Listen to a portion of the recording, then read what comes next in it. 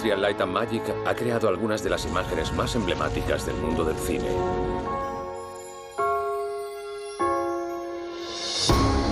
En los últimos 35 años nos han transportado a mundos inimaginables. Sus impresionantes y novedosos efectos visuales han transformado la forma de ver las películas. Ya estamos hartos de ver en el cine un montón de cosas que no deberíamos ver. Nos ponemos a buscar los hilos o los fallos que tienen las películas, pero cuando te hacen olvidarte de todo eso y consiguen meterte de lleno en la magia de la historia, eso es un verdadero éxito. Combinando el arte y la tecnología de forma magistral, han revolucionado el cine y han ayudado a definir una cultura popular. Desde lo sublime a lo ridículo, desde E.T. al trabajo impresionante que hicieron en Transformers, ILM disfruta contando historias de distintas formas visuales. Nos asombran, nos maravillan y nos hacen creer. Es fantástico saber que disponemos de las herramientas para poder mostrar lo que hay ahí fuera, en el mundo. ILM desde sus comienzos ha estado liderando esa búsqueda.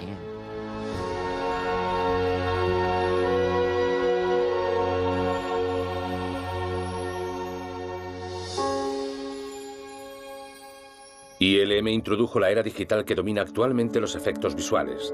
Cientos de artistas trabajan en equipo para crear imágenes a partir de diversos elementos que se combinan para crear una ilusión magistral. ILM ha proporcionado los medios para que los cineastas puedan por primera vez lograr hacer cualquier cosa. Ahora se pueden crear mundos y personajes virtuales con una calidad casi fotográfica, como Iron Man 2 y Avatar. Pero estos avances tecnológicos no se han logrado fácilmente ni tampoco han sido fruto de un día. Las raíces de la magia del cine actual se remontan a 100 años atrás, pero la revolución de los efectos visuales modernos comenzó con una historia de una galaxia muy lejana. Industrial Light and Magic se fundó en 1975 para crear los complicados efectos especiales de una nueva película llamada La Guerra de las Galaxias, una aventura espacial soñada por el joven realizador George Lucas. Sus ideas resultaron revolucionarias en Hollywood en ese momento. Quería hacer una película de acción, quería hacer amplias panorámicas con las naves espaciales, quería hacerlo con tomas muy cortas para que dieran mucho ritmo y movimiento a las escenas, quería que resultase muy cinemático y en ese momento aquello era imposible. No se podía hacer eso con efectos especiales y cuando el estudio me preguntó cómo lo iba a conseguir les contesté, no os preocupéis, ya encontraremos la forma. Sabía lo que quería hacer pero no sabía cómo. En ese momento los departamentos de efectos especiales de los grandes estudios casi habían desaparecido y George Lucas pudo comprar equipos antiguos a precio de saldo y montar ILM en un almacén en Van Nuys, California. Con el apoyo de la 20th Century Fox, George Lucas y el productor Gary Kurtz contrataron a un experto en efectos fotográficos, John Dykstra, para que dirigiese los trabajos. Dykstra reunió a un grupo heterogéneo de estudiantes, artistas e ingenieros que combinaron sus diferentes habilidades mecánicas, fotográficas y de maquetación para crear el escenario de la fantástica saga espacial. Crear ILM para hacer la Guerra de las Galaxias fue como apostarse todo a una jugada. Estábamos asumiendo un gran número de riesgos y éramos muy ingenuos pensando que podíamos ganar esa apuesta. Pero tuvimos la suerte increíble de que George e incluso la Fox, a su manera, estaban dispuestos a respaldarnos. Cuando leí el guión de la película me quedé alucinado. Pensé, ¿qué es esto? Un montón de géneros diferentes unidos en una película espacial enorme. Y en cada una de las últimas 30 o 40 páginas había un montón de tomas de efectos especiales de la batalla. Parecía que no iban a acabar nunca. La primera vez que leí el guión de la Guerra de las Galaxias, me encontré algunas líneas que resultaban preocupantes. La descripción era lo nunca visto. Abrumadora para la mayoría de ejecutivos y productores, incluso para los directores. Teníamos que hacer 365 tomas para la película, algo que nunca había pasado en una película de efectos especiales. Y lo divertido es que sabíamos que se podía hacer porque contábamos con un grupo extraordinario de talentos. Para crear un universo creíble en la era predigital, conocida como la era fotoquímica, ILM tuvo que desarrollar el uso de técnicas tradicionales de efectos manuales como la animación y la modelación de criaturas de goma. Los artistas usaban pinturas mate sobre cristal para ampliar el campo de acción y el valor de producción de las escenas, que luego fotografiaban y combinaban con otros elementos de acción en vivo. Se construyeron maquetas y miniaturas con muchos detalles que luego se filmarían contra una pantalla azul para poder colocar otros elementos en la escena. ILM realizó un proceso llamado composición óptica, reutilizando una antigua impresora óptica que permitía fotografiar una serie de diapositivas y convertirlas en una secuencia cinematográfica. Yo sabía lo que quería y a lo que me enfrentaba, pero me chocaba una y otra vez con la tecnología. A veces había como 100 elementos diferentes a la vez que se tardaban 24 horas en montar, y si cometías algún error con un solo elemento había que volver a empezar. No había segundas oportunidades. Si algo salía mal, se acabó. Tenías que volver a empezar todo el proceso y eso complicaba mucho las cosas. Hacía falta un gran equipo y mucha concentración para conseguir que una maqueta proyectada a gran velocidad estallase con la suficiente rapidez y en la dirección adecuada. O pasar 12 horas grabando personajes de animación para una escena que solo iba a durar 4 segundos. No podía haber ningún error. No se podía fundir ninguna bombilla ni podía uno tropezar sin querer con nada en ninguno de los fotogramas de la película. Tenía que parecer reales. Teníamos que inventar soluciones, pero teníamos mucha confianza los unos en los otros y había un gran espíritu de camaradería en el que muchos de nosotros conseguimos aportar nuestras mejores ideas. John Dykstra diseñó el revolucionario Dykstraflex. Este sistema de cámara controlado por el ordenador era capaz de realizar y repetir movimientos de cámara precisos en varios ejes. El Dykstraflex facilitaba la unión de múltiples elementos en una sola toma dinámica y ya no hacía falta usar la cámara fija, como había sido la norma en la fotografía de maquetas durante 100 años. Es como si estuviéramos en Florencia durante el Renacimiento. Había muy pocos sitios donde se hiciera este tipo de efectos visuales y había muy pocos artistas que pudieran hacerlo.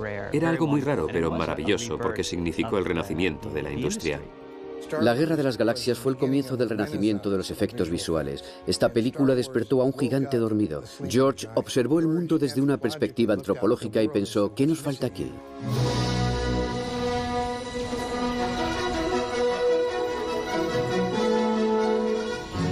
La primera vez que vi La Guerra de las Galaxias fui una de esas personas que junto con mi esposa Cheryl salimos del cine y nos volvimos a poner en la cola de espera para volver a verla. La vi 2 veces el primer día y fue una experiencia alucinante que marcó un antes y un después. Llamé a George y me dijo, por desgracia solo hemos conseguido un 30 o un 40% de lo que quería hacer ahí. Nunca olvidaré cuando vi La Guerra de las Galaxias por primera vez. Yo estudiaba en la escuela de cine y fui el mismo fin de semana del estreno al cine y estuve esperando 6 horas en la cola. Y no se había visto nunca otra película en la historia del cine capaz de entretener al público como lo hacía La Guerra de las Galaxias. To the world-famous Chinese theater come the stars of the biggest box office success in motion picture history. Creo que el éxito de la Guerra de las Galaxias abrió las puertas a toda una serie de géneros de películas que no se habían hecho antes, porque no podían imaginar cómo poner ciertas ideas en imágenes.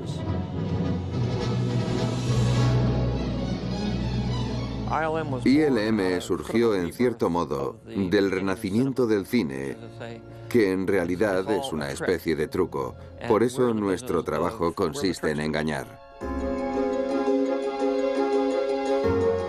Gracias al éxito histórico de la Guerra de las Galaxias, George Lucas pudo montar un centro de cine a las afueras de Hollywood, que luego trasladó al condado de Marin, en el norte de California, donde construyó el rancho Skywalker. ILM se estableció en San Rafael, una población cercana, dentro de un insulso edificio conocido como Kerner Optical, su sede hasta el año 2005.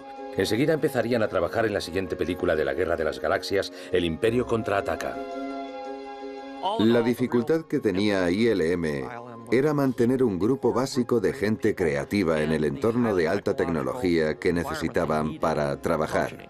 Estaba claro que para que ILM pudiera sobrevivir, teníamos que encontrar un modelo que diese viabilidad al negocio y permitiese trabajar con múltiples cineastas. ILM abrió sus puertas al resto de la comunidad de cineastas y se convirtió en el primer estudio independiente de efectos visuales que conseguía materializar los sueños de unos directores capaces de hacer películas extraordinarias. La primera película en la que colaboré con ILM fue En busca del Arca Perdida. La mayoría de los efectos especiales se producían al final, cuando se abría el Arca de la Alianza. Con aquellos efectos pretendíamos representar el poder de Dios, por decirlo de alguna forma. Eran los espíritus que salían del Arca.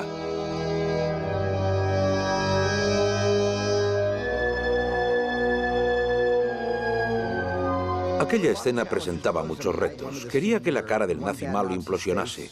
que la cabeza de Toad se derritiese y que la cabeza de Belloc explotase. Yo no sabía cómo hacerlo y lo dejé en manos de esta gente que había hecho la Guerra de las Galaxias. Pensé que si habían sido capaces de hacer aquella película podrían conseguir que se derritiese una cabeza. Y dieron con una solución genial que consistió en crear una cabeza de cera y derretirla.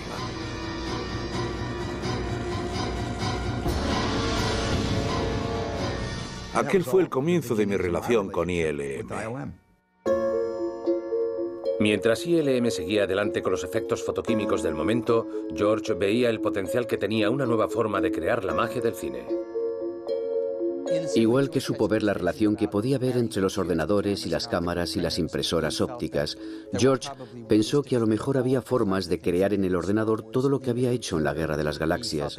Pensó que habría alguna forma de editar con el ordenador y de crear y manipular la música con los ordenadores.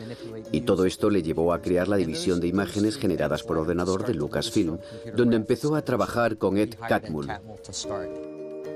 Me pidieron que trajera técnicos, científicos informáticos y artistas de diferentes tipos para trabajar en esta industria.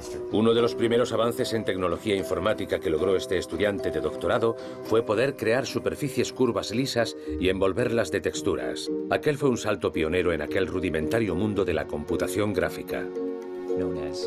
Creo que se plantearon la misión de conseguir un sistema que pudiera crear imágenes para cine que ofreciesen la misma sensación de realismo que una fotografía. Y mientras tanto, surgió Apple y Dennis Muren nos había pedido dejar el trabajo durante 6 meses para aprender a usar este Apple. Y él fue el primero que se lanzó a aprender lo que Ed y los demás estaban haciendo. De esa forma pude trasladar a ILM la tecnología que estaba desarrollando nuestra división informática como tenía que ser. George asumió grandes riesgos financiando este proyecto, pero fue un gran visionario porque todo salió muy bien. Las actuales y poderosas imágenes generadas por ordenador deben sus orígenes a este primer grupo de computación gráfica que en 1982 pudieron demostrar por fin sus habilidades creando una secuencia para Star Trek II, La ira de Khan. Se pasaron 5 meses desarrollando hardware y software, avanzando en la delineación de texturas, el desenfoque en el movimiento, la pintura mate digital y la composición de programas para crear la primera toma de efectos visuales que se hacía mediante ordenador para una película de cine. En aquel momento pareció increíble, aunque ahora parezca que se ha quedado antiguo, pero marcó el comienzo de lo que vendría después. Cuando Dennis Muren vio las cosas que podían hacerse por ordenador, logró crear, por ejemplo, El caballero de la vidriera, del secreto de la pirámide. Dennis nos dijo, ¿por qué no intentamos hacer la animación por ordenador? Y esa idea era muy innovadora y avanzada. Y significaba mucho trabajo porque en aquel entonces no disponíamos de las herramientas. Tenía que coger los rollos y proyectarlos sobre la pantalla de mi ordenador y ajustar manualmente la animación con el movimiento de la cámara. No sé si había trabajado tanto en mi vida para hacer solo 6 tomas. Pero mereció la pena porque cuando se estrenó El secreto de la pirámide, la gente que trabajaba en la industria de los efectos especiales no tenía la menor idea de cómo se había podido hacer. El caballero de la vidriera fue el primer personaje generado por ordenador para el cine. Esta película fue nominada para un premio de la Academia por los mejores efectos visuales. Fue una prueba de la influencia que ya iba adquiriendo la tecnología informática. El trabajo de ILM en la animación stop motion y los efectos ópticos seguían avanzando hacia el reino digital con la siguiente película de George, una fantasía épica que pidió dirigir a Ron Howard. Dennis Muren nos llamó a George y a mí a su oficina y nos dijo: estamos empezando a usar ordenadores para trabajar con películas digitalmente. Era la primera vez que oía eso en mi vida. Decía que estaban mezclando imágenes y que necesitábamos realizar una transformación durante la película. En ese momento pensé que sería una transformación como se habían hecho siempre las del hombre lobo a base de disolver cortes. Pero nos dijo que se podía hacer en una sola toma, lo que me parecía asombroso. Y añadió: no puedo garantizaros que vaya a funcionar, pero a lo mejor sí. Aquella fue la primera escena de mutación que se había hecho en el cine. Y al final parecía hecho por arte de magia, como la que se ve en un escenario donde no hay trucos de cámara. Aunque en este caso había mucha tecnología detrás, y todo ello eran grandes avances. Aquello fue algo extraordinario. A finales de los años 80, el ordenador amenazaba a los antiguos métodos analógicos. El grupo de imágenes generadas por ordenador de Lucasfilm había desarrollado unas herramientas excepcionales que acabarían siendo de uso generalizado. El primer sistema de edición digital, el primer sistema de audio digital, un escáner láser para cine y un potente ordenador gráfico para la composición digital y creación de imágenes de alta resolución. El ordenador de imágenes Pixar y su software RenderMan para el procesamiento de las imágenes permitió crear un revolucionario cortometraje de animación, Andrean Wall-E, que le sirvió de inspiración para perseguir el ambicioso objetivo de crear un largometraje de animación. En ese momento, por la situación económica que había, George se dio cuenta de que no podía costearlo todo, que estaba haciendo demasiadas cosas a la vez. Nos reunimos con George y le dijimos que queríamos hacer una película de animación, pero él no quería hacerla. Ahí fue cuando decidimos vender el grupo para formar una compañía independiente que sería lo que hoy es Pixar. Montamos nuestro propio grupo de imágenes generadas por ordenador dentro de ILM en lugar de en Lucasfilm, con el objetivo de crear imágenes por ordenador solo para películas y nos fue muy bien. Tardamos un par de años o así en despegar, en aprender algunas cosas y al final conseguimos hacer Abyss. Creo que Abyss fue precursora en la creación de personajes digitales por ordenador para películas de imágenes. Resultaron ser nada más que unos 90 segundos de animación, en los que se combinó la computación gráfica con técnicas tradicionales de composición óptica, por lo que se dio como un paso de transición. Aquello era algo muy novedoso para nosotros. En aquel momento no había procedimientos establecidos para hacer nada de esto y tuvimos que inventarlo todo sobre la marcha. Fue muy emocionante ver lo que había sido una mera promesa durante tanto tiempo y al mismo tiempo muy difícil de hacer porque nadie lo había hecho antes. Ahora se disponía de los equipos necesarios, las herramientas necesarias, el software necesario y era una simple cuestión de saber aprovecharlos. Cuando se estrenó Abyss, empezaron a surgir una serie de proyectos que estaban como en espera, porque necesitaban efectos especiales que aún no se sabían hacer. Uno de los casos más directos fue la película Terminator 2. Cuando Jim Cameron pensó que habíamos conseguido hacer lo que buscaba para la película Abyss, creó un personaje para Terminator 2 que era necesario hacer por ordenador. Creo que aquella película significó el mayor avance alcanzado en la computación gráfica. Por primera vez hicimos todo el trabajo mediante composición digital. No se ve en imagen ningún tipo de detalle que delate la existencia de un efecto especial. Parecía como si estuviera realmente allí. Esto lo hicimos en 52 tomas y creo que la mayoría de la gente no tiene ni idea de cómo logramos hacerlo. Para crear el Terminator T-1000 que cambiaba de forma, ILM empleó un revolucionario proceso de escaneado láser para capturar la forma y expresión de Robert Patrick, de manera que sirviera para animar y modelar una versión realista del actor por ordenador. Para hacer las imágenes de animación de esta película tuvimos que lograr muchos avances para que todos los reflejos que hay sobre la figura no estropeasen su geometría y para poder abrir el plano en la cámara del ordenador y que coincidiera con la imagen captada por la cámara que grababa la imagen real. Así podíamos seguir los pies del personaje cuando caminaba sobre el suelo de baldosas ajedrezadas, de donde surgía una cabeza. Aquello fue muy complicado de hacer, era el mayor logro del momento. La gente de la industria estaba viendo cómo estaba cambiando todo. Se estaba mentalizando de la importancia que estaba cobrando la tecnología en el cine, lo que presagiaba que iba a llegar a algo grande.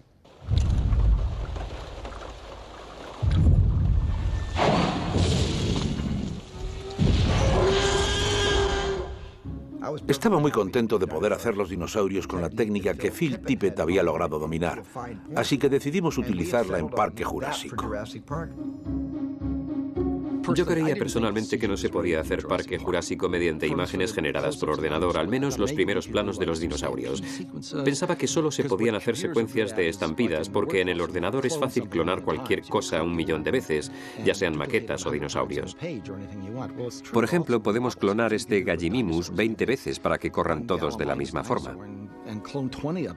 Eso es lo que resulta difícil hacer con la animación stop motion, pero empezamos a hacer pruebas mediante computación gráfica antes de empezar la película.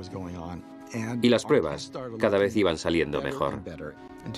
Hasta que un día Dennis Muren vino a verme y me dijo, creo que deberíamos hacerlo por ordenador. Te voy a hacer una prueba para que la veas. Dennis estaba haciendo pruebas por su cuenta, mientras nosotros seguíamos un camino convencional.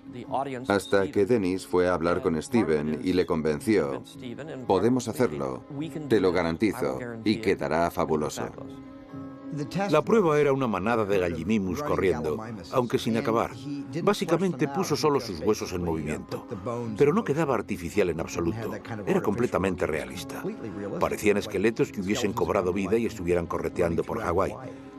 Aquella prueba eliminó prácticamente la necesidad de usar la fotografía de stop motion, y nos quedamos maravillados de lo mucho que prometía esta tecnología en el mundo del cine.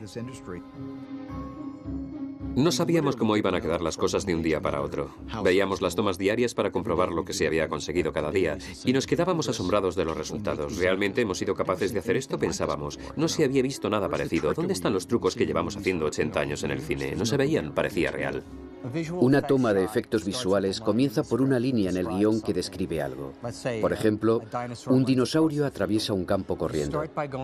Y para empezar, ruedas en un escenario real lo que se llama una placa, que es fondo donde después vas a introducir el personaje digital.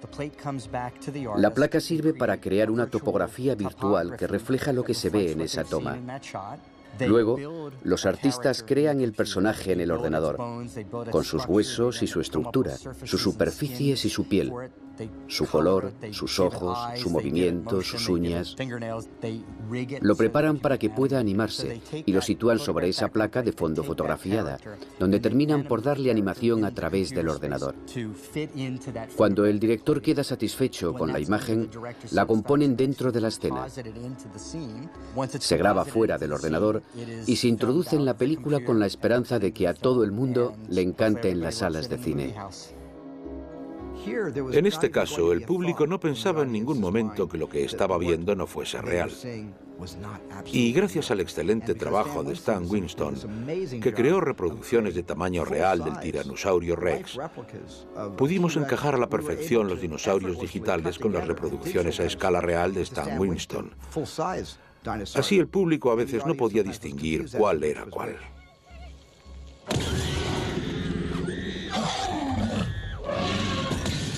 El gran avance se produjo cuando Steve se convenció de la idea de dar el salto de lo analógico a lo digital. Eso fue lo que lo cambió todo. Después de hacer esos dinosaurios, las posibilidades eran ilimitadas. El momento decisivo desde el punto de vista de la industria lo marcó Parque Jurásico. Cuando se hizo Parque Jurásico, es como si hubiesen girado una página en la historia. El mundo había cambiado.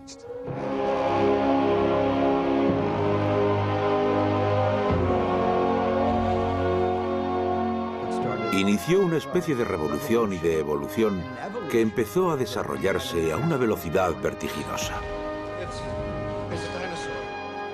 Me quedé maravillado con lo que ILM sería capaz de hacer con todo lo demás, aparte de los dinosaurios, en los años posteriores.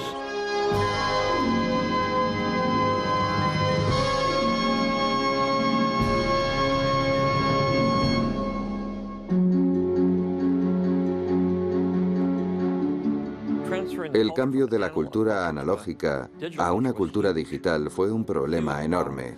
Trajo muchas complicaciones, mucho dolor y sufrimiento para las personas que quedaban al margen por el cambio. Preocupaba a la gente que se dedicaba a hacer los efectos tradicionales porque algún día podían quedarse desfasados.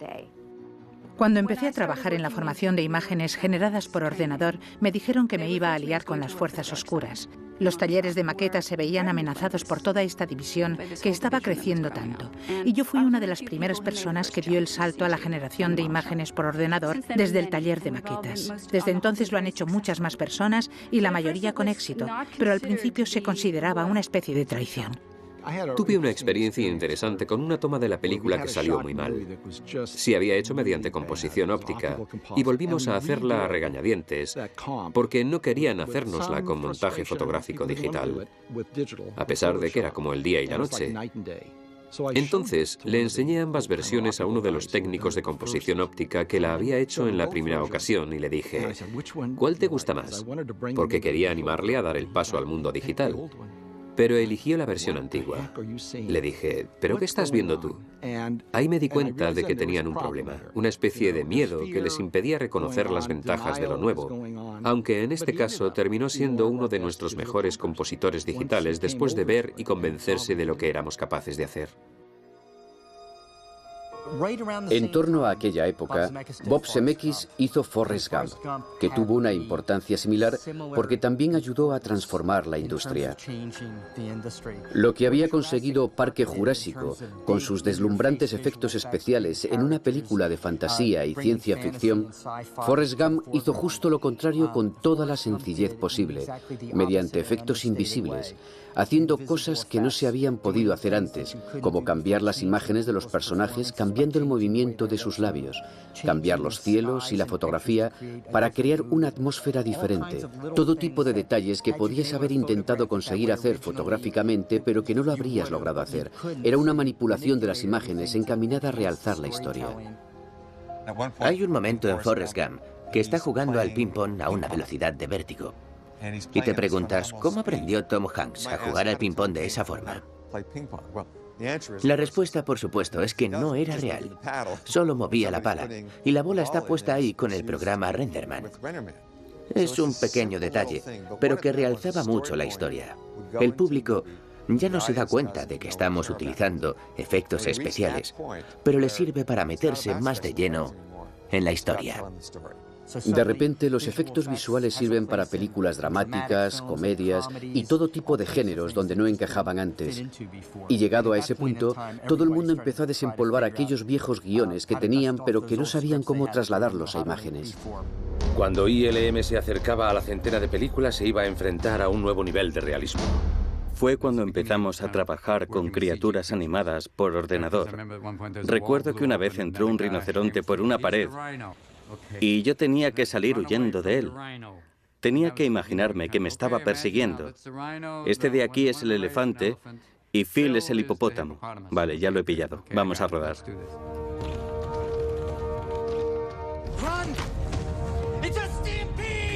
La actuación consiste en huir constantemente, porque no te enfrentas a personajes con los que puedas dialogar, porque no hablan, te están persiguiendo, o te quieren matar, o huyen de ti, o estamos ambos aterrados de miedo. Me sorprendieron los animales más grandes, eran tremendamente bonitos. Me enteré de que habían utilizado algunos de los programas de Parque Jurásico y se los habían aplicado a los elefantes y a los rinocerontes. Y te están orientando continuamente, te dicen que no puedes ir allí, que mires hacia allá y que no pases por ahí. Que no se te ocurra correr en esa dirección porque hay un hoyo.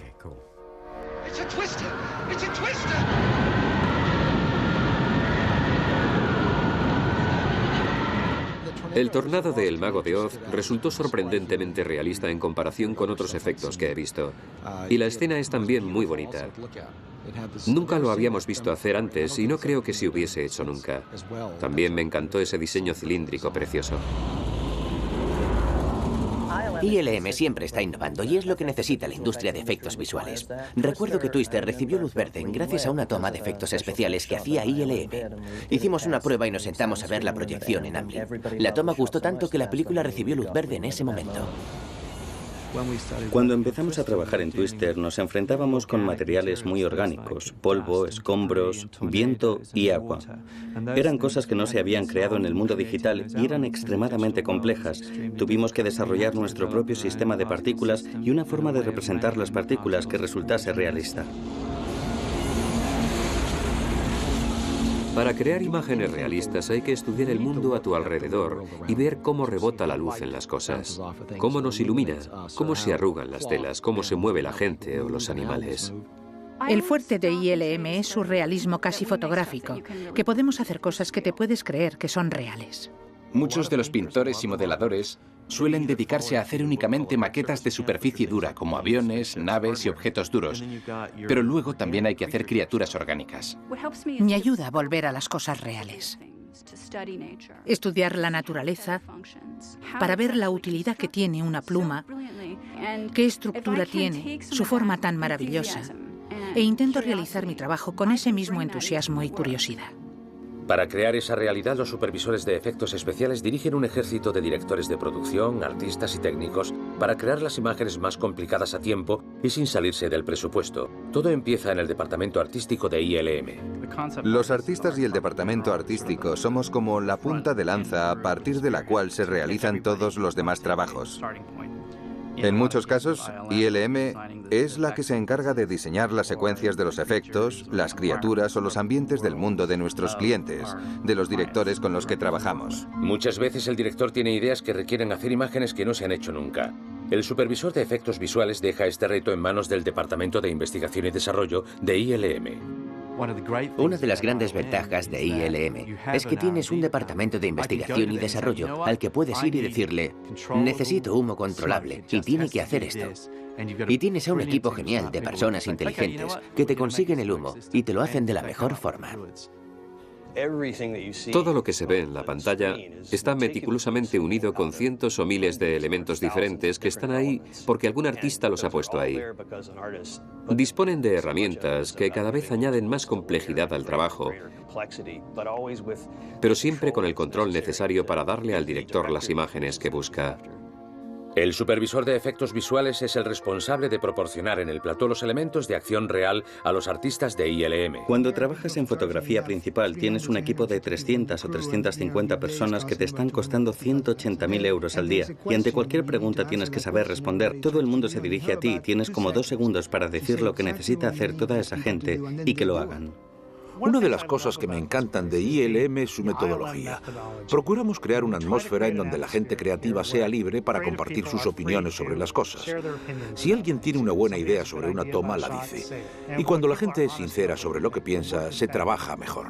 Es increíble a veces cuando existe alguna dificultad porque todo el equipo lleva días o semanas pensando en cómo solucionar determinado problema. Ves la creatividad que se desarrolla en el grupo en ese momento y sientes que ha merecido la pena contribuir a algo que no se ha hecho nunca. A las puertas del nuevo milenio, George Lucas volvía a ILM como cliente con la abrumadora tarea de crear 3 películas nuevas de la Guerra de las Galaxias. George tenía que esperar a hacer las 3 primeras partes porque tenía tantas ideas y quería hacer tantas cosas que tenía que esperar a que apareciese la tecnología necesaria. Y creo que el trabajo que había hecho ILM en toda la década de los 90 le llevó a pensar que, por fin, había llegado el momento, pero que era totalmente posible hacer algo grande. Podía llevar las cosas adelante, tanto por ser propietario como cliente.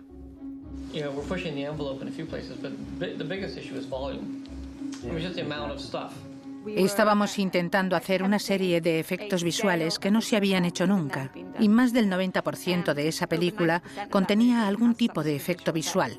Ampliamos el departamento de generación de imágenes por ordenador a más del doble para esa película y se podía producir un cambio cultural en la compañía por lo mucho que estábamos creciendo. Existía ese temor de no saber si estábamos intentando abarcar demasiado. It's not just that we have to do it for this picture, we have to do it for 2 more pictures, and also if this picture works, then everybody also want it done for their picture. And what are we going to do? Hicimos más de 2.000 tomas de efectos visuales. Había tantos aspectos de lo que se necesitaba representar que no se podía hacer con las herramientas que había en ese momento. Fue doloroso, amedrentador y muchas cosas más. Necesitabas a alguien que te cogiera de la mano y te dijese, yo cargaré con la culpa si esto no funciona. Y eso es lo que siempre he hecho yo en mis películas. Doing my damnedest to figure out, well, how do we even do a shot like this? Okay, well, these are the techniques I think are going to be the most bang for the buck. And, geez, well, you just have to be able to animate that in 2 weeks. Teníamos escenas muy densas con cientos de miles de personajes y teníamos que hacer dinámicas de cuerpos rígidos, simulaciones de telas, terrenos sintéticos. La lista de cosas para la que necesitábamos desarrollar nuevas herramientas tecnológicas era tan larga que intimidaba. The real point is how can we manage to change the operating procedures in a way that we can completely revolutionize the way we make movies so that this is all doable. Al principio discutía mucho con los supervisores porque yo quería hacer una cosa y ellos otra. Y a veces yo decía, vamos a hacerlo de todos modos. Y ellos me respondían, no podemos. Y yo insistía, vamos a hacerlo porque sé que podemos hacerlo. Nos proporcionó algo que nunca se había conseguido hacer. Él nos empujó a todos a crecer como compañía y a aprender a crear lo necesario para plasmar su visión.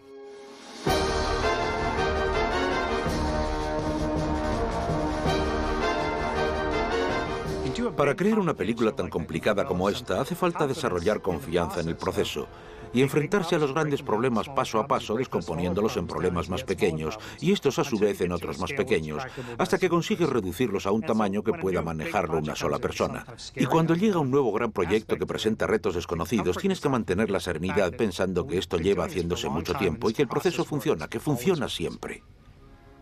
Cuando me pidieron que pintase a Yoda como personaje generado por ordenador, recuerdo cómo era Yoda cuando lo vi en la pantalla del cine y cómo había creado Frank Oz el personaje. Fue un verdadero honor que me pidieran trabajar con él, conseguir la expresión de Yoda. Y era un personaje importantísimo que había que representar bien. The fear of loss is a path to the dark side. En el universo de la generación de imágenes por ordenador, los actores se enfrentaban al reto de actuar en mundos virtuales con personajes invisibles.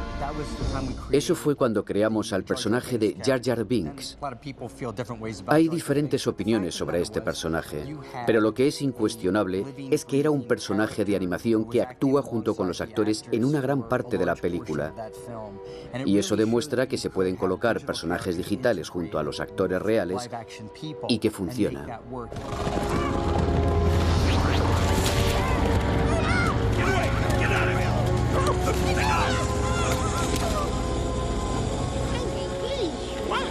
Recuerdo que me encontré con Liam Neeson después de que hiciera las películas de la saga Star Wars y me dijo: Robin, no sé si quiero volver a actuar, lo voy a dejar, creo que ya no puedo actuar. No sé cuánto tiempo he pasado mirando una X, ya no sé de qué va esto. Creo que estoy preparado para hacer un montón de cosas, pero no para estar mirando constantemente a una X. Y yo pensaba, pobre Liam, han acabado con él. Me habría gustado hacer el personaje de Yoda. Habría sido muy divertido porque he trabajado en Barrio Sésamo y sé que puedo soportar que haya un hombre ahí debajo haciendo. Syntax none have. The dark side clouds everything. Impossible to see. The future is. Traían el muñeco para que pudieras verlo y hacerte una idea de la altura que tenía, dónde iba a estar, y a veces tenía que andar con él y hablar con él, que por cierto era algo nuevo porque no solía andar ni hablar. Son cosas nuevas que lograron hacer con él. Me gustó hacerlo porque yo soy hijo único y jugaba mucho a solas. Me inventaba cosas y estoy acostumbrado a luchar con cosas imaginarias y a hablar con personajes imaginarios, así que era perfecto para mí. Cuando veo a actores que se quejan de ello, les miro y les digo: ¿dónde tienes la imaginación? Es una ocasión perfecta para hacer lo que quieras. Fue una gran satisfacción saber que iba a formar parte de algo que cambiaría la forma en que se hacen y ven las películas en el presente y el futuro. La amenaza fantasma se estrenó el 19 de mayo de 1999 y se convirtió en la película de la saga de Star Wars que más ingresos generó de todas. Allanó el camino de los 2 episodios siguientes que se rodaron en su totalidad con cámaras digitales de alta definición y presentó el mayor número de personajes y ambientes virtuales de la historia del cine. George volvió a dar vida al universo de la Guerra de las Galaxias de una forma totalmente nueva. I take it you're here for the Star Wars convention. You're not. Oh my God, George Lucas! Todas las películas que ha hecho Lucasfilm han sido importantes desde el punto de vista cultural. La gente siente mucho cariño por el vestuario, los carteles y otros recuerdos porque forman parte de algo grande que han vivido. Cuando ando por aquí, todo lo que veo me llena de recuerdos de las películas que he visto y de la experiencia que he tenido. Fue increíble ver todo el vestuario. Era como el paraíso del adolescente. Volví a sentirme como con 12 años. That's so cool.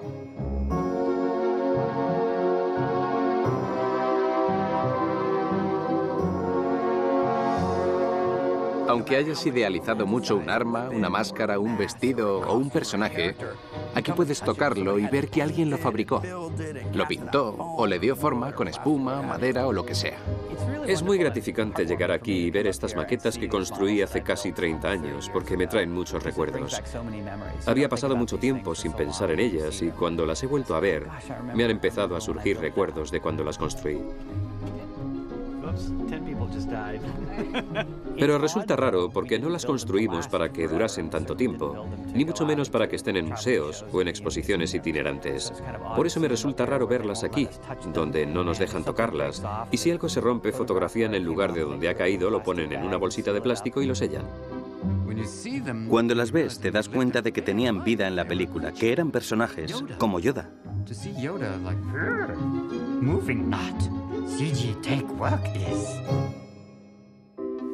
En 2001, ILM recreó la historia como nunca en unas secuencias épicas sobre la Segunda Guerra Mundial en la película Pearl Harbor, que sería el principio de otra serie de logros de la compañía. En 2004 crearon por primera vez un primer plano de un niño digital para una serie de catastróficas desdichas de Lemony Snicket, que marcaba el comienzo de una nueva era de actores digitales. El realismo logrado allanó el camino para las esperadas películas de Piratas del Caribe. Cuando salió el guión de Piratas del Caribe, la gracia estaba en que nuestra tripulación de piratas estaba maldita, y cuando se ponían bajo la luz de la luna aparecían como esqueletos con la ropa hecha jirones, lo cual nos recordó enseguida a Jasón los argonautas. Hay una escena de esqueletos luchando con espadas que es emblemática. Me vino a la mente nada más leer el guión, y era una ocasión muy divertida para rendir homenaje a la obra de Rey, aunque actualizada con las nuevas tecnologías. En la serie de los Piratas del Caribe se empleó tecnología de captura digital de movimiento, un sistema avanzado de sensores que registra la interpretación de los actores y usa la información para animar los personajes digitales. Todos los personajes fueron creados con efectos visuales. No utilizaban maquillaje, solamente se ponían un traje gris. Y para los actores a veces resulta difícil interpretar una escena con un personaje que lleva un traje gris y un gorro, pero como son grandes profesionales hicieron un trabajo fantástico. Lo más complicado de hacer en Piratas del Caribe fue lo de Davy Jones. Llevaba puestos unos sensores de captura del movimiento, un montón de puntitos en la cara. Pero Bill Nighy era un gran personaje. Creo que fue la primera vez que veía transferir esa representación del actor a una criatura animada por ordenador. Fue algo muy complejo. Conseguir que todos esos tentáculos se moviesen como debían era un reto enorme. Porque, aunque se ve la forma del tentáculo en el ordenador, si te equivocas de dirección, pueden penetrar unos dentro de otros. La idea de que pueden golpearse y reaccionar no la proporciona el ordenador. Había que calcularla. Y hacen falta un montón de cálculos para conseguir algo así. Todo era increíblemente detallado. Fue un gran trabajo de los maquetistas, de los pintores de texturas y de todos los que contribuyeron de diferente forma en esta película para dar vida a un barco y a una tripulación tan complicada. La tecnología cambia muy rápidamente y va siendo cada vez mejor, por lo que los artistas y los supervisores de ILM cada vez tienen más juguetes con los que divertirse y con los que traspasar los límites, que es justo lo que queremos conseguir. Prosperamos desarrollando nuevas técnicas para lograr algo que nunca se haya hecho, por lo que no ponemos trabas a la imaginación. Inspirado por la versión original de 1953 de La Guerra de los Mundos, Steven Spielberg volvió a unirse a ILM para volver a elevar a nuevas cotas la narración visual. Un día tuve una idea disparatada haciendo las viñetas de la escena. Había dibujado una escena dialogada de 3 minutos de duración entre los 2 niños y Tom Cruise en el coche después de escapar de Nueva Jersey. Empecé a dibujarla en distintos cortes, primeros planos, planos de perfil y sobre el hombro, y acabé tirándolo todo porque no me resultaba emocionante. Y pensaba, tiene que haber alguna forma de hacer esto. Y si lo hiciera todo en una misma toma, entonces llamé a los técnicos de previsualización e hice un visionado previo de toda la escena con la cámara en movimiento, que atravesaba el coche en un determinado momento, pasaba por el cristal de atrás, salía hasta el centro de la autopista para dejar paso a los coches que va dejando atrás y volvía a entrar otra vez por el cristal. Era un sueño imposible y sabía que no era factible porque no sabía cómo combinarlo, dónde se podían mezclar las imágenes, cómo pegar esas partes tan disparatadas para que pareciesen una sola toma. Y entonces enseñé la previsualización a Dennis Muren y ni siquiera tuvo que pensárselo. Enseguida me dijo, podrías hacerlo en 2 tomas. ¿Y dónde corto?, le dije. Cuando atravieses el coche por detrás, me contestó. contestó. Y entonces vuelves a salir con la toma final desde la grúa mientras el coche desaparece en el horizonte. Dennis pensó que no habría ningún problema en hacerlo.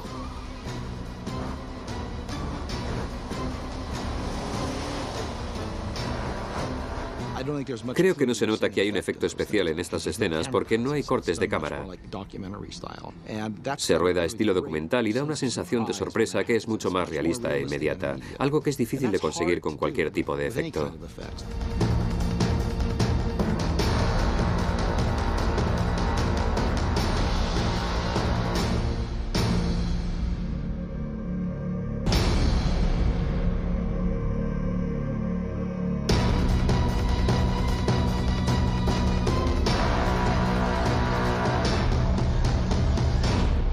Todo lo que hemos ido consiguiendo hacer en las películas en toda nuestra historia se emplea en cada una de las películas que hacemos ahora. En Transformers hay una colección colosal de todas estas ideas que significaron algún avance en su momento, pero hemos llegado a un punto en la generación de imágenes por ordenador donde hemos logrado hacer objetos duros y brillantes, sí, pero ¿acaso se ha conquistado su iluminación? ¿Hemos conquistado un estilo más realista de animación? ¿O un estilo más atractivo? No. Siempre estamos cuestionándonos, ¿qué podemos hacer mejor? Luego empezamos a diseñar robots. Creo que al principio se hicieron muchos robots con un material cuestionable que parecía muy artificial. Después empezamos a hacer robots con fragmentos de, no sé cómo llamarlo, material espacial alienígena. Tanto Michael Bay, nuestro director, como yo veíamos que aquello no funcionaba. Y decidimos usar piezas de coches y dibujar escenas de una guerra real, porque si usted o yo vamos al cine y vemos algo que no entendemos, nos parece falso. Si queremos que parezca real, tiene que darnos la impresión de que está hecha con personas. Por eso, al final, optamos por utilizar diseños de cosas más o menos conocidas por todos.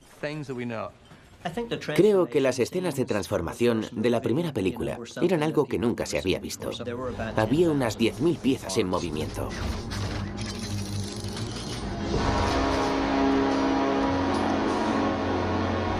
Y todas ellas tenían que desplazarse y articularse entre ellas. Ese tipo de tecnología no existía anteriormente. Aquí ILM volvía a estar en la vanguardia de los avances tecnológicos.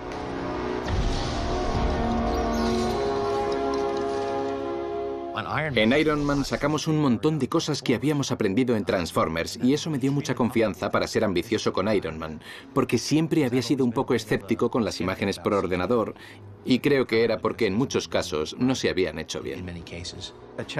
Creo que uno de los retos iniciales era sorprenderle con la idea de que podíamos conseguir que el traje de Iron Man pareciese auténtico.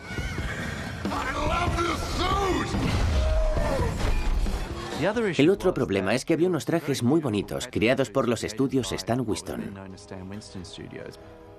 A Robert le resultaba muy incómodo llevar el traje y le quitamos un par de piezas para que tuviera más libertad de movimientos en los brazos. Aún así le seguía oprimiendo y entonces le volvimos a quitar más piezas. Al final les dije, vamos a quitárselo entero. Tenía la confianza de que podríamos reemplazarlo todo digitalmente, como luego se confirmaría. Y mientras le ponía los sensores a Robert, me decía, cuánto te quiero, por lo feliz que estaba de poder moverse y actuar libremente. Hubo un momento durante el proceso en el que estaba comentando las tomas y en una de ellas avisé de que aparecía un reflejo que parecía falso. Y Ben Snow, que era supervisor de ILM, fue quien me dijo, ese es el traje de verdad. Estaba haciendo comentarios sobre el traje real pensando que era el digital. Ahí fue cuando me di cuenta de a dónde se había llegado. Y desde ese momento me di cuenta de que la tecnología era buena, porque ya no era posible notar las diferencias. A partir de ahí era cuestión de diseñar la toma de la mejor forma para aprovechar al máximo la tecnología en lugar de cuestionarla. Por eso muchas veces cuando se ve una mala toma de imágenes digitales, se debe más a una mala planificación del director que del artista que crea esas imágenes. Eso supone un gran cambio. Creo que ahora los cineastas tienen que conocer mejor la generación de imágenes por ordenador, porque va a ser una herramienta de uso generalizado.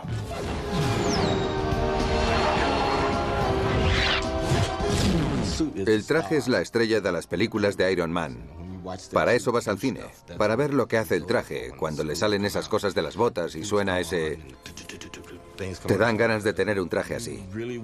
Y el hecho de que te identifiques con ese personaje tiene que ser porque los artistas que han creado el traje seguro que han sacado todas esas ideas de sus propios sueños, de cosas con las que ellos soñaron. Así es como consiguen que uno se identifique con esos personajes. En el año 2009, el director J.J. Abrams dio nueva vida al universo original de Star Trek con la ayuda de los ilusionistas de ILM. El primer reto era conseguir un nuevo diseño de la nave Enterprise. El problema con la Enterprise es que no se podía jugar mucho con ella porque era demasiado emblemática. Sabía que había detrás muchos fans que iban a enfadarse hiciéramos lo que hiciésemos. Por eso pensé que sería mejor modernizarla un poco, pero manteniendo su silueta esencial. Y eso también te pone mucha presión, porque recuerdo cuando hicimos la nueva Enterprise para Star Trek de J.J. Abrams, en la que se mostró al público una primera imagen de la nave y pensamos que nos iban a matar. Tuvimos que decir que habíamos tenido que hacer un programa de traslado de artistas porque se indignaron muchísimo. Pero luego salió la película y les encantó. Lo más asombroso es lo que hizo ILM dando vida a estos diseños y consiguiendo que la nave fuese una realidad. Después de la saga de Star Wars, era imposible hacer algo nuevo. No hay un clima, un terreno, un ambiente, un color de personaje, un número de brazos o piernas. Nada que no se haya hecho en las últimas 3 películas de la Guerra de las Galaxias. Puede que en estas 3 películas se hayan hecho más cosas que en todas las películas de ciencia ficción juntas. Y de vez en cuando hay alguien que te dice que Star Trek se hizo antes que la saga de Star Wars. Ya, pero da igual porque George la ha superado. ILM consiguió hacer unos efectos visuales mágicos rodando 2 mundos muy diferentes, uno al lado del otro, a 10 metros de distancia, en el parking del estadio de los Dodgers. El planeta helado Delta Vega, donde Kirk queda abandonado, se recreó en un decorado parcial bajo el suave cielo de Los Ángeles. Fue muy divertido que se rodasen estos 2 mundos tan distintos, tan cerca uno del otro. Se consigue una iluminación y una representación increíblemente mágica. Cuando lo ves, te quedas con la boca abierta. Has podido estar trabajando con una toma durante meses, pero cuando vas a ver la película y ves la reacción del público, disfrutas mucho. Desde ese aspecto es muy gratificante. Requiere un gran esfuerzo desde el punto de vista artístico y organizativo, y creo que el hecho de que los resultados sean tan buenos dice mucho de ILM y del trabajo que se hace allí. Es un equipo fantástico, sensacional. En el año 2005, ILM traslada su sede desde el condado de Marin al otro lado del Golden Gate, a un complejo de 8 hectáreas en el antiguo presidio. En este gran edificio construido a partir de la Guerra de las Galaxias, el equipo de magos de efectos visuales de ILM sigue intentando lo imposible. Desde sus humildes comienzos en un almacén de Van Nuys a estas modernas instalaciones, ha conseguido transformar la industria de película en película, dejando atrás la fotoquímica y dando paso a la era digital. En los últimos 35 años, ILM ha hecho los efectos visuales de más de 300 películas. Sus innovaciones y su capacidad artística han sido reconocidas con 15 premios de la Academia a los Efectos Visuales, otras 23 nominaciones y la Medalla Nacional de la Tecnología. A través de las salas de todo el planeta, nos transportan a otros mundos con la magia del cine, siempre inspirados para crear lo imposible. Creo que el mayor problema que tiene ILM es su propia reputación. Seguir creciendo y estar siempre a la altura del listón tan alto que se han puesto. Este trabajo es muy complicado y muy intensivo, pero en cierto punto se ha convertido en una especie de producto de consumo y se espera que cuantos más productos saquemos, el coste debería ser cada vez menor. La competencia que tenemos del extranjero es muy dura porque allí los salarios son mucho menores que aquí. ¿Cómo es posible trabajar más rápido y mejor manteniendo la misma calidad? Y hemos tenido mucha gente que ha pasado por ILM, que han montado otras empresas, que están haciendo también un gran trabajo y que nos están obligando a superarnos para hacer algo que sea mejor de lo que está haciendo el resto de la gente. Me siento muy orgulloso de la obra de ILM. Cuando miras hacia atrás y ves todo lo que ha hecho ILM, es la historia del cine de la última parte del siglo XX y principios del siglo XXI. ILM sigue estando iluminada. Es lo extraordinario que tiene. No es que hayan tenido su momento, sino que es algo constante. Han encontrado la forma de seguir siempre en la vanguardia con nuevas innovaciones. Creo que el mayor logro de ILM no es ninguna película en concreto, sino que han conseguido hacer realidad el sueño de cualquier cineasta, que es darle la capacidad para hacer cualquier cosa. La verdadera genialidad de estas personas es su capacidad para que sigamos creyéndonos lo que estamos viendo en la pantalla. George y su compañía están disponibles para todos los estudios, todos los cineastas. Y en cierto modo es la primera vez que ha pasado. Que se haya formado una compañía para que todos podamos hacer realidad nuestros sueños imposibles. George lo ha hecho posible y para todos nosotros.